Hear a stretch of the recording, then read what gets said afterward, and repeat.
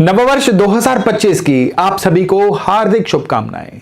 हमारी राशि वाइज जो राशिफल सीरीज है उसमें अभी हम बात कर रहे हैं तुला लग्न वालों की। आपको याद दिला दूं कि हमारा ये जो वार्षिक राशिफल है ये लग्न राशि के अनुसार है, ये आपकी चंद्र राशि के अनुसार नहीं है, ये आपके सन साइन के अनुसार भी नहीं है और आपकी नाम राशि के अनुसार भी नहीं है।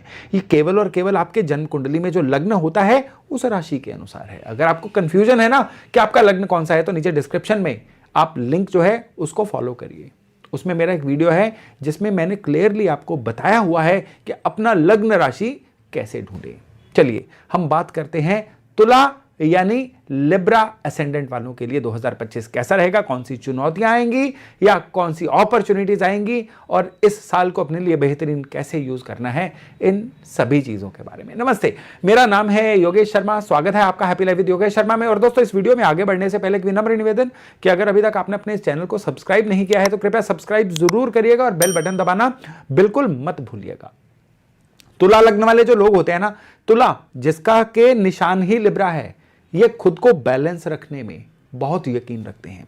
रादर ये इनका गुण भी बन जाता है और ये इनका कहीं ना कहीं अवगुण भी बन जाता है। क्यों? क्योंकि चीजों को बैलेंस रखना ये इनको पॉपुलर बहुत बनाता है, इनको लोगों के मन में प्यारा बड़ा बनाता है। लेकिन इनकी कितनी ही प्रोडक्टिव ऊर्जा चीज़ों को जब बैलेंस रखने में निकल जाती है, डिप्लोमेटिकली बनने में निकल जाती है, पॉलिटिकली करेक्ट होने में निकल जाती है, उसकी वजह से इनके जीवन में कई अच्छी अपॉर्चुनिटीज जो हैं वो छूट जाती हैं, क्योंकि ज़्यादातर ऊर्जा ये इस तरफ लगा देते हैं। और तुला लग्न वालों के लिए एक और एट्रीब्यूट होता है कि निवेश को लेके, मनी मैटर्स को लेके ये थोड़े वहमी भी बन जाते हैं ओवर द टाइम। तो इनको मनी मैटर्स के लिए वहमी नहीं बनना है। और तीसरी चीज़ तुला लग्न वालों के लिए रहती है कि जो इनका कुटुंब, इनका परिवार होता है ना, उनके साथ इनके रिश्ते बनते बिगड़ते रहते हैं। तो अपनी ऊर्जा ये वहां से भी हटा देना, यानी थोड़ा सा ये तटस्थ हो जाएं, थोड़ा सा न्यूट्रल हो जाएं, ज्यादा अपनी जो ऊर्जा है परिवार वालों को प्रूव करने की तरफ या उनकी बात को जज करने की तरफ ना लगाएं, तो भी इनका जीवन बहुत ही ज्यादा निखर जाता है। अब 2025 इनके लिए क्या लेके आ रहा है? अभी जब साल शुरू होगा तो इनके वक्री गुरु इनकी कुंडली के अष्टम भाव में रहेंगे। ये जो वक्री गुरु है ना, ये धन के मामले में कहीं ना कहीं इनको लो फेज देंगे। ये लो फेज दिसंबर महीने से ही चल रहा होगा और ये जो लो फेज है ये अगले 2-3 महीने तक कायम रहेगा, जिसमें कि ये एकदम से दोबारा से सोचेंगे कि इनको कमाई के साधन कौन से बनाने हैं। मनी मैटर्स है ना जिसकी बात कर रहे हैं हम, तो कमाई के साधन नए बनाने की तरफ इनका ध्यान रहेगा। अगर ये सरकारी नौकरी भी कर रहे हैं या कोई ऐसा काम भी कर रहे हैं ना जो पिछले काफी समय से चलता आ रहा है, उसमें भी ये लोग सोचेंगे कि कुछ नया कैसे ऐड किया जाए, किस तरह से इनको अपने काम कारोबार में नॉवेल्टी लेके आनी है, जिससे कि इनकम के जो स्रोत हैं और स्टेबल रहें और बढ़ोतरी में रहें। अब तुला लग्न वालों के लिए यहां पे एक चेंज आएगा जब बृहस्पति मई महीने में राशि परिवर्तन करके इनके नवम भाव में जाएंगे। तब इनके जीवन में कुछ नई अपॉर्चुनिटीज आएंगी, तब इनके जीवन में लोग वापस से इनको पहचानना शुरू होंगे। जो लोग अभी इनको भूल बैठे हैं या राइट ऑफ कर चुके हैं ना, वो भी लोग इनके जीवन में वापस आएंगे और फिर ये एकदम से बड़ी ठसक से, बहुत ही रौब से अपनी प्रोफेशनल लाइफ में वापस आएंगे और धन कमाएंगे। फिर जो इनके पैसे का फ्लो है ना वो अभूतपूर्व रहेगा। फिर जो इनका पैसे का फ्लो है, इनका ज्ञान, इनकी नॉलेज, इनकी कमाई से ही झलकेगी। इनका बैंक बैलेंस बताएगा ये कितने काबिल हैं। यानी इस साल को मनी मैटर्स के लिहाज से तुला लग्न वालों को 2 हिस्सों में बांटना है, मई से पहले, मई के बाद। मई से पहले तैयारियां, मई से पहले केवल और केवल चर्निंग, मई से पहले थोड़ी सी चिंताएं, लेकिन मई के बाद रुका हुआ धन भी आएगा, मई के बाद नए धन के सोर्सेज भी बनेंगे और मई के बाद इनके पैसे में बरकत भी आएगी। लेकिन यहां पे इनको एक चीज का ध्यान रखना है, क्योंकि उसी समय में ठीक जो राहु हैं वो राशि परिवर्तन करके इनके इनकम के भाव में जाएंगे। तो एकदम से जब अपॉर्चुनिटीज आनी शुरू होंगी तो इनको लगेगा कि इनको कहीं ना कहीं ऐसी जगह पे निवेश करना चाहिए जिससे कि इजी मनी जो है आती रहे। कोई तुला लग्न वाले रेंटल इनकम की तरफ अग्रसर होंगे, कई तुला लग्न वाले जो हैं वो शेयर बाजार, कमोडिटीज, इसकी तरफ अग्रसर होंगे। तो मैं यहां पे आपको सलाह दूंगा कि ये दोनों ही चीजों को रहने दीजिए। अभी केवल और केवल अपनी फाउंडेशन स्ट्रांग बनाइए। जो 2025 है ना, ये आपकी जड़ें, आपकी फाउंडेशन को स्ट्रांग बनाने का साल है। इसमें अगर आप अपनी इनकम से ज्यादा खर्चों की तरफ चले गए ना, यहां पे आपको एक मोटी बात बता दूं, आपको इस साल में कंज्यूमर नहीं बनना है, इस साल में प्रोड्यूसर बनना है। जितना कंजम्पशन कम करके प्रोडक्शन अपनी बढ़ाएंगे ना जीवन में, अपने जो भी आपको दिन में शुरुआत में 24 घंटे मिले हैं उनको अच्छे से यूज कर जाएंगे। यानी रोज आप 2025 में खुद को पूछिए कि आज के दिन को कंज्यूम किया कि आज के दिन को यूज किया, आपको जवाब मिल जाएंगे। बल्कि अगर आप इसको यूज करेंगे ना कंज्यूम करने की जगह, तो फिर 2025 आपको बड़ी बढ़ोतरी देने वाला है। अब करियर की बात करें ना, करियर के मामले में 30 मई तक जब तक नीच मंगल जो है आपके 10वें भाव में 4 नंबर राशि में कर्क राशि में विद्यमान है ना, आपको काम कारोबार में गलतफहमियों का शिकार होना पड़ेगा।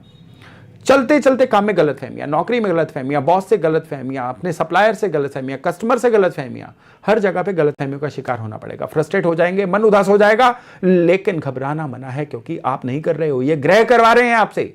और जब ग्रह करवा रहे होते हैं ना, कई चीजें हमारे कंट्रोल से बाहर हो जाती हैं। रेस्क्यू के लिए बृहस्पति आएंगे, लेकिन एक लिमिटेड लेवल तक ही रेस्क्यू दे पाएंगे। ये रेस्क्यू तभी हो पाएगा जब आप एकदम से चिड़चिड़े ना बने, रिएक्टिव ना बने। रिस्पॉन्ड करिएगा, रिएक्ट मत करिएगा। जब हम रिस्पॉन्स देते हैं ना रिएक्शन की जगह, वो सोची समझी रिस्पॉन्स होती है। जब रिएक्शन देते हैं उसमें सोच, दिमाग, बुद्धि शामिल नहीं होती है। तो इस साल में बुध जो है ना ओवरऑल आपके लिए फेवरेबल ही रहने वाले हैं, जितना भी बुध का गोचर है। लेकिन बुद्धि से काम लेना तो आप ही के हाथ में है, कोई हाथ पकड़ के काम नहीं करवाएगा आपसे। तो जितने भी मौके आएंगे ना गलत फहमियों के, जितने भी मौके आएंगे ना थोड़े लो रहने के, आपको अपनी बुद्धि से काम लेना है, पेशेंस से काम लेना है।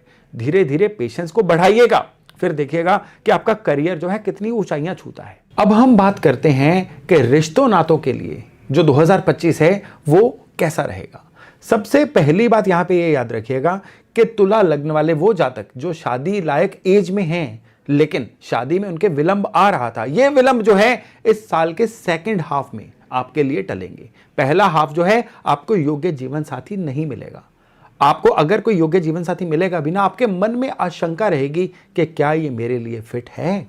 और ये शंका जो है ज्यों-ज्यों अप्रैल मई बीतेगा, ये शंका आपके लिए खत्म होती जाएगी। फिर आपको अच्छा जीवन साथी भी मिलेगा, चट मंगनी पट ब्याह वाला सीन भी बनेगा। लेकिन जो ऑलरेडी तुला लग्न वाले लोग मैरिड हैं, उनके लिए भी साल का जो पहला हाफ है ना, वो जीवन साथी से कहीं ना कहीं डिफरेंस ऑफ ओपिनियन वाला, अनबन वाला या आपसी बिना बात के बहसबाजी आर्गुमेंट्स वाला रह सकता है।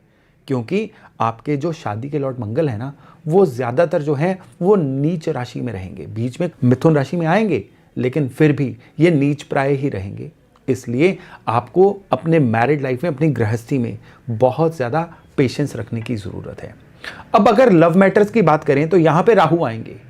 राहु आके अचानक से आपका कोई लव अफेयर शुरू करवा सकते हैं, या अचानक से चलते हुए लव अफेयर में कोई ना कोई मिसअंडरस्टैंडिंग डाल के उसको खराब भी करवा सकते हैं। तो आपको इस चीज को तो बहुत ज्यादा याद रखना है।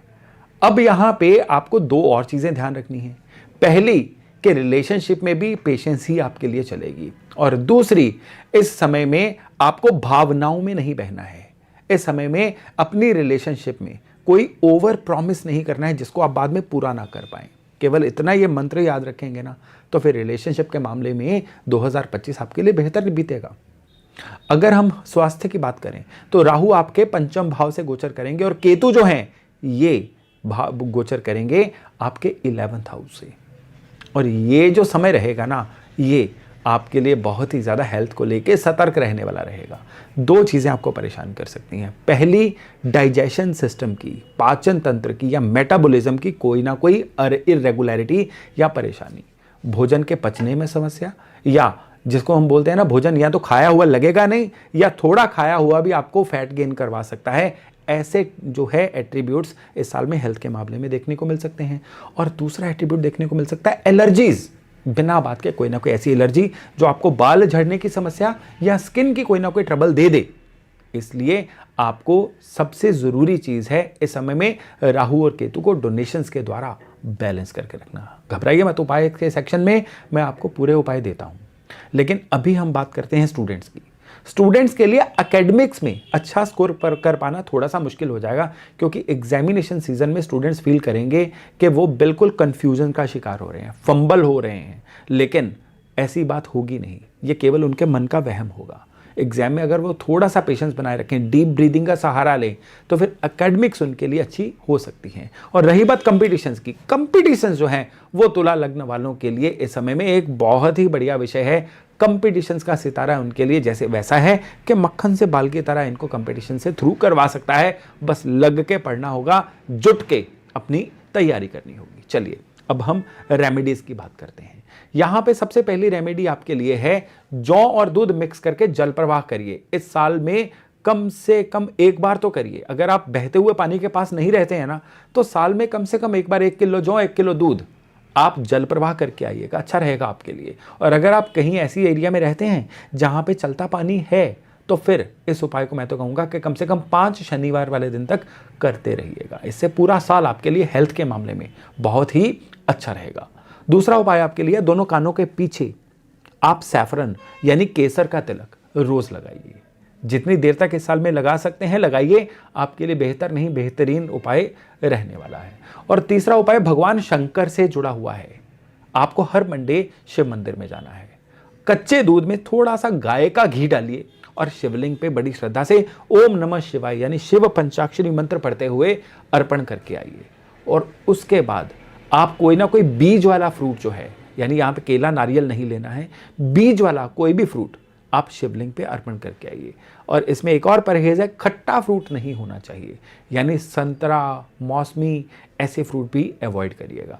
तो बीज वाला कोई भी फ्रूट शंकर भगवान पे अर्पण करिए और इसको कोशिश करिए कम से कम 11 मंडे ये उपाय 2025 में कर लीजिए।